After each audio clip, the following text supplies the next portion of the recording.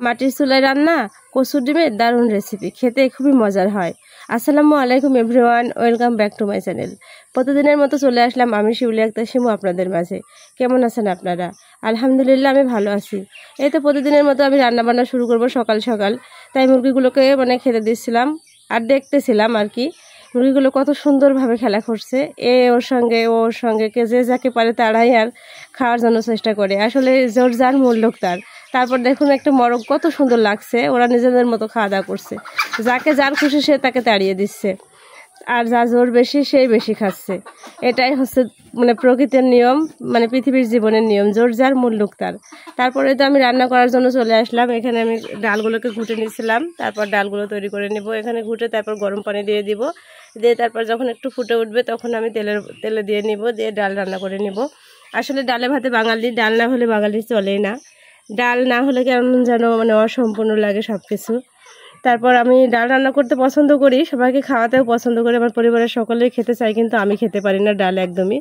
তারপর এখানে তেল দিয়ে দিলাম, তেলের উপর দিয়েছিলাম পেঁয়াজ রসুন কুচি একটু লাল করে, তারপর ডালগুলোকে ঢেলে নিলাম। এবার আমি রান্না করে নেব।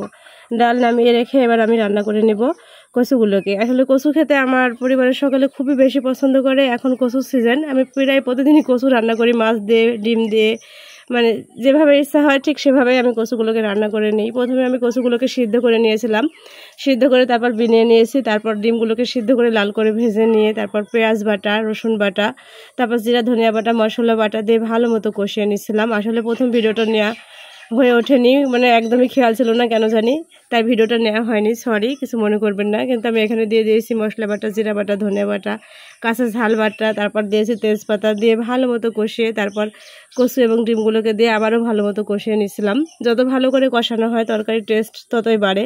আসলে এক একটা তরকারির টেস্ট এক এক রকম হয়ে থাকে। কিছু কিছু তরকারি আছে হাতে মাখিয়ে রান্না করলে বেশি স্বাদ হয়, আর কিছু কিছু তরকারি আছে কষিয়ে রান্না করলে বেশি স্বাদ হয়। এক একটা তরকারির নিয়ম এক এক রকম।